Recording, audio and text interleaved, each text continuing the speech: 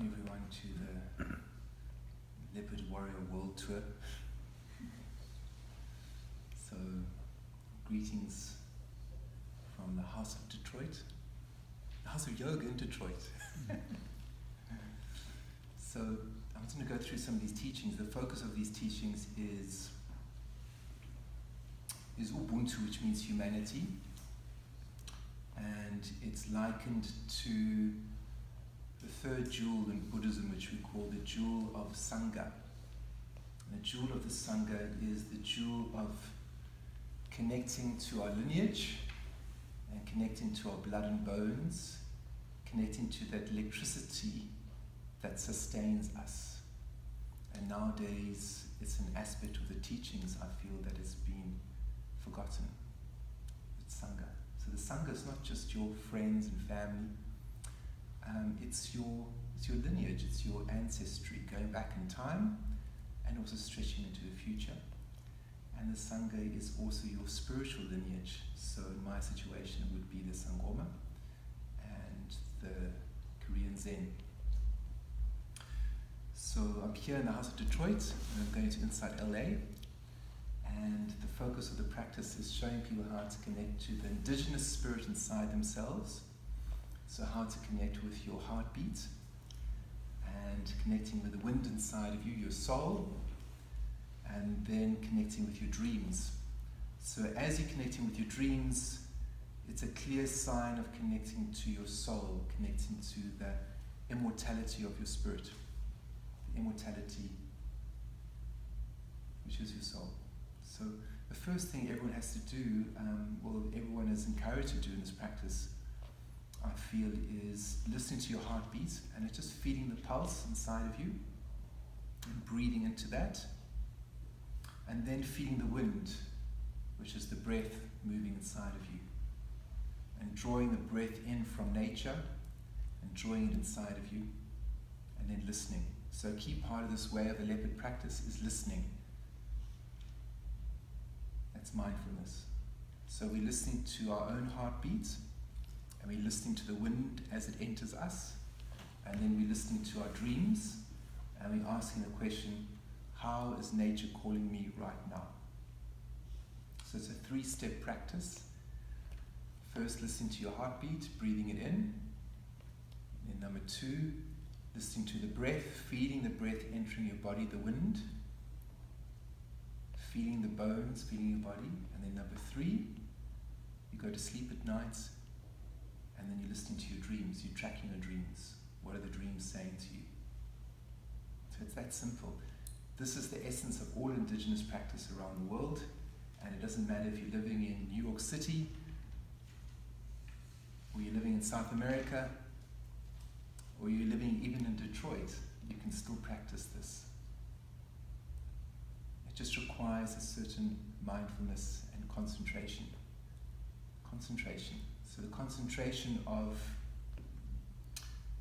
putting the phone down, turning off the distractions, seeing the noise around you, whether it's social media or whatever, putting it aside, and being very clear about your priorities. Your priorities of listening to your own heartbeats, feeling what's happening inside of you, breathing in the wind, and then listening to your dreams. And then honoring your ancestors, honoring your mother's people, your father's people, honoring the lineage, say the spiritual lineage, your adopted family. And then asking the question, why am I living? Why am I alive? How is nature calling me? And then seeing the connection between all of us. And then someone is suffering or someone is struggling, and you listen to them. You turn your phone off, and you listen to them. So it's very simple. So I play the drum, like I said to you earlier, I play the drum so that you can come out of your head and feel your body. Allow the intelligence of your body to educate you. So we're all clever from the shoulders up, but we need to learn to connect to the intelligence of the body. And the reason why I call it the way of the leopard is because the leopard represents nobility and intuitive intelligence. So all of us are being called nowadays to wake up intuitively, and that requires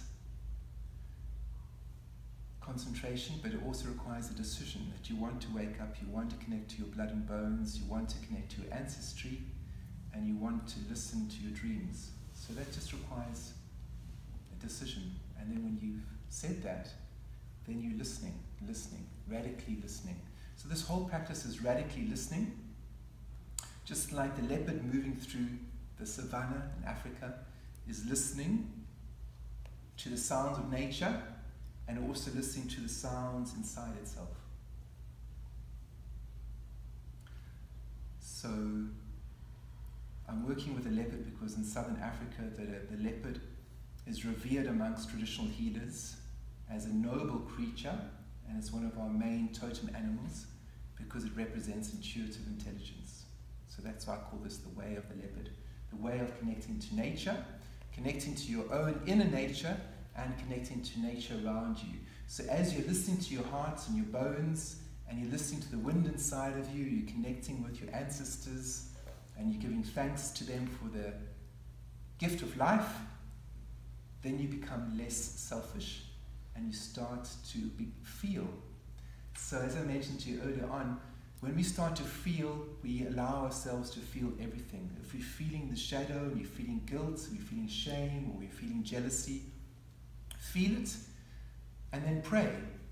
Pray for it to be shifted, dance, sing, but don't ignore the feelings, don't ignore the shadow, because we have to become like the lotus flower.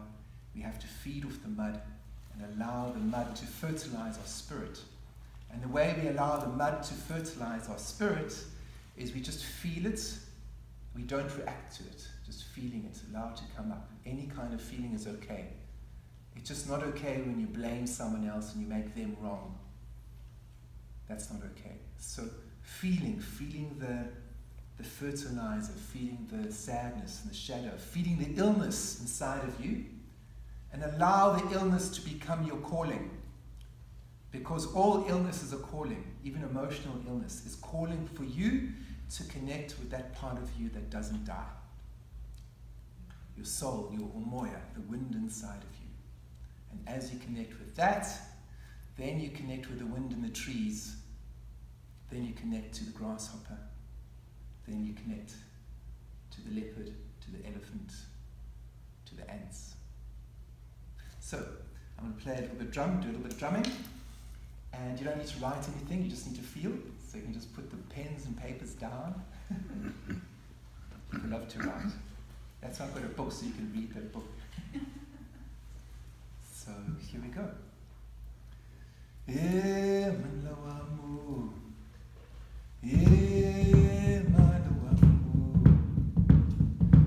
So as I'm drumming, you just allow the sounds to sink into your bones.